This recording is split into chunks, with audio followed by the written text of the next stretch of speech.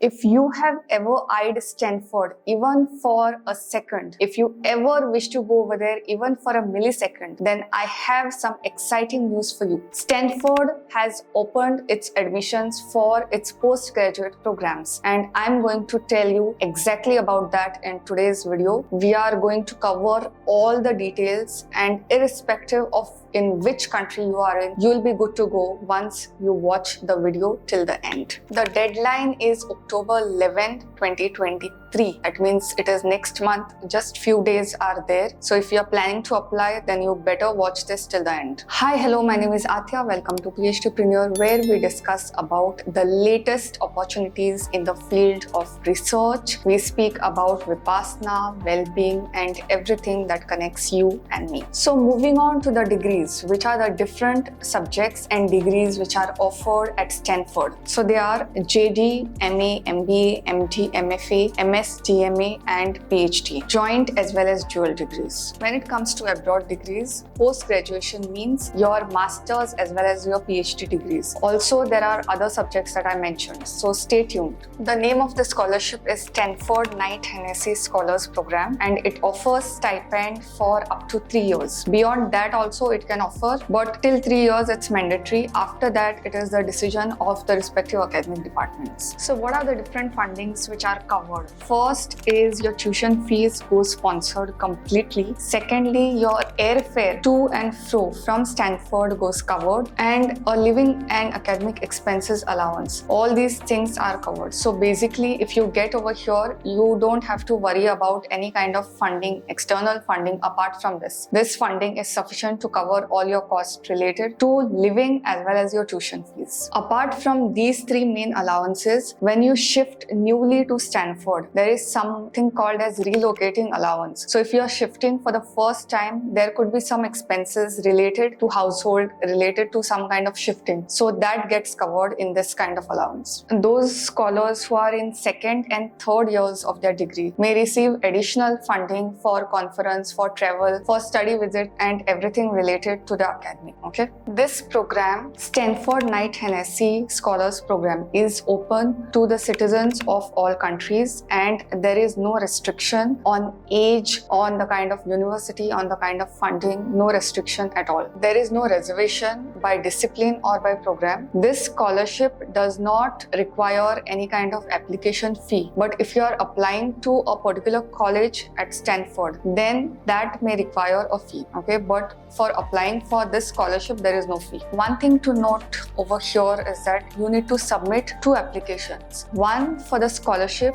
and one for the college. Okay, so the process I'm describing over here is that of the scholarship, and the details of colleges and all you will get in the same link as well. So that is not a problem, but 2 applications will be submitted and both will be evaluated by 2 separate teams. One team at Stanford College to consider your application for their degree programs, and another application will be considered for the scholarship program. Okay, so 2 applications need to be submitted. In case you have got admission already to a Stanford degree program, to a college, then in that case you have to just apply once to the scholars program, to the scholarship. Now, how to apply? The applications are totally online. As I've said, you have to apply to the Stanford degree program, the subjects and degrees which I had mentioned earlier, as well as to the scholarship. Now, what I want to say over here is that the deadline for the scholarship is what I had mentioned earlier, but the deadline for each of the degrees that you want at Stanford may be before or after that. So you need to be aware that Stanford degree program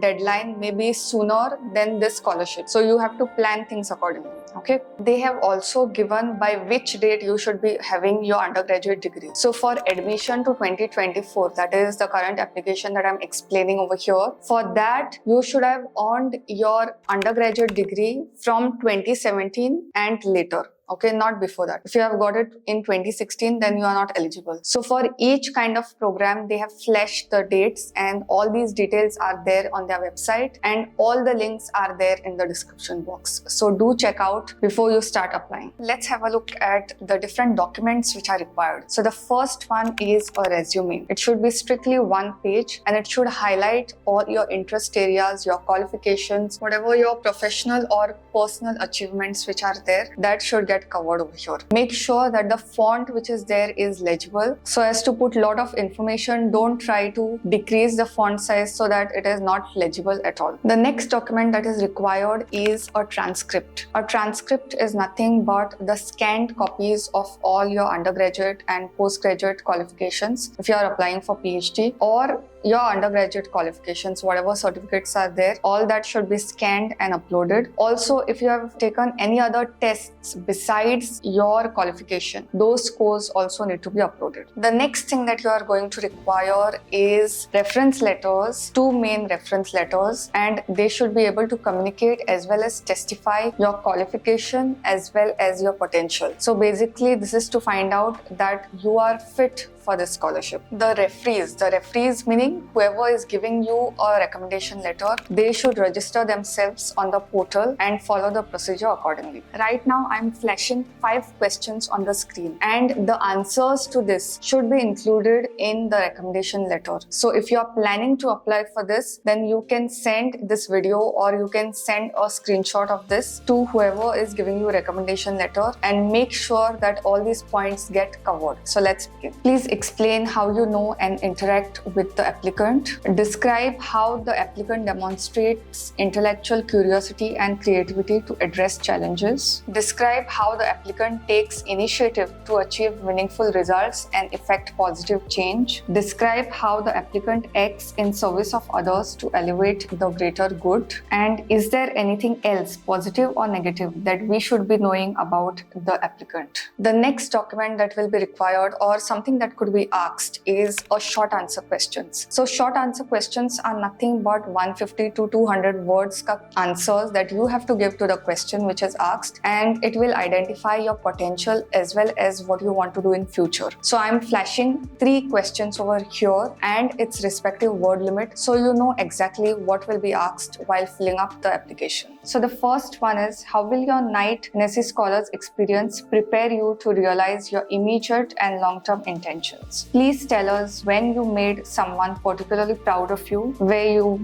were most challenged, and where you fell short of your expectations. Please tell us 8 probable facts about you. So these 3 are the questions where you will be asked to reflect on and give the answers accordingly. Plus, there is one long answer question which is of 600 words. So it will come approximately to 1 Fullscape page or 1 page in Microsoft document. Connect the dots. How have the influences in your life shaped you? How are you going to be selected? What is the procedure? So as I've mentioned already, 2 applications need to be submitted for scholarship and to the degree. Now both these applications will be processed simultaneously if you are submitting 2 applications. Then based on your application process, the next stage is video statement. Okay, so you will be asked to submit a video statement introducing yourself, and mind you, this is by invitation only. So in January, these things are going to roll up after your application is evaluated. So if you get the link to submit video statement, that means you are in the second stage of application process and the first round is successful.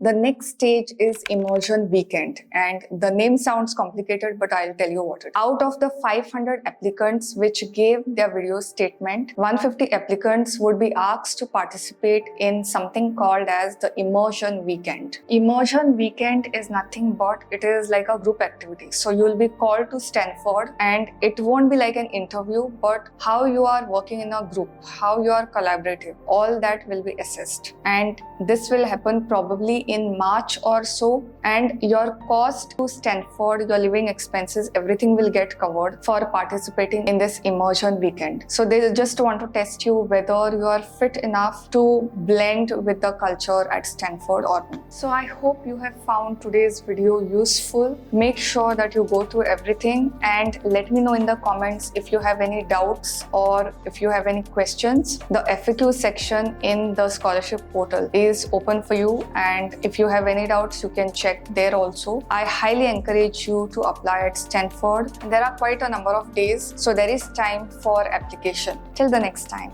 bye.